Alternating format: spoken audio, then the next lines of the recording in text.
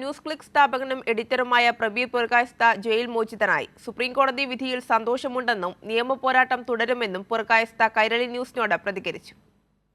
ദില്ലി പോലീസിന്റെ നടപടി നിയമവിരുദ്ധമാണെന്ന സുപ്രീംകോടതിയുടെ ഉത്തരവിന് പിന്നാലെയാണ് NewsClick editor Prabir Purkayastha jail മോചിതനായത്. ദില്ലി രോഹിണി ജയിലിൽ നിന്നും പുറത്തിറങ്ങിയ പുരകായസ്ഥയെ നിറഞ്ഞ മുദ്രാവാക്യം വിളികളോടെയാണ് മാധ്യമപ്രവർത്തകരും ഇടത് അനുഭാവികളും വരവേറ്റത്.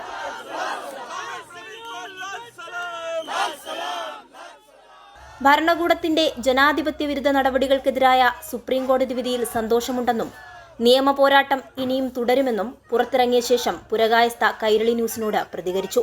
I am really happy with the solidarity I have received from all the people and the people in the struggle in various parts of the country.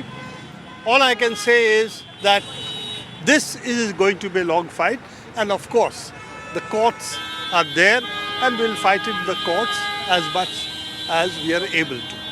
7.5 മാസമായി ജയിലിൽ കഴിയുകയായിരുന്ന പുരകായസ്ഥയെ 2023 ഒക്ടോബറിലാണ് ദില്ലി പോലീസ് UAPA അടക്കമുള്ള വകുപ്പുകൾ ചുമത്തി അറസ്റ്റ് ചെയ്തത്. ദില്ലി പോലീസിന്റെ അറസ്റ്റ് ശരിവെച്ച ദില്ലി ഹൈക്കോടതിയുടെ വിധിയെ ചോദ്യം ചെയ്താണ് പ്രബീർ സുപ്രീം കോടതിയെ സമീപിച്ചത്. പങ്കജ് ബൻസാൽ കേസിലെ സുപ്രീം കോടതി വിധി പ്രകാരം അറസ്റ്റിന്റെ കാരണങ്ങൾ രേഖാമൂലം തനിക്ക് നൽകിയിട്ടില്ലെന്നും അറസ്റ്റിന് നിയമസാധുതയില്ലെന്നുമായിരുന്നു പ്രബീറിന്റെ വാദം. റിമാൻഡ് അപേക്ഷയുടെ പകർപ്പ് നൽകാത്തത് സ്വാഭാവിക നീതിയുടെ ലംഘനമാണെന്നും കേസ് പരിഗണിച്ച justice BR Gavai, justice Sandeep Mehta എന്നിവരടങ്ങിയ ബെഞ്ച് ചൂണ്ടിക്കാണിച്ചിരുന്നു.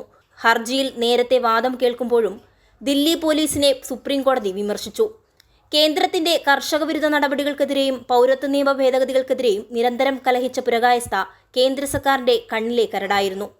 പുരകായസ്ഥ ജയിൽ മോചിതനാകുമ്പോൾ അത് മോദി സർക്കാരിനും കനത്ത തിരിച്ചടിയാണ്.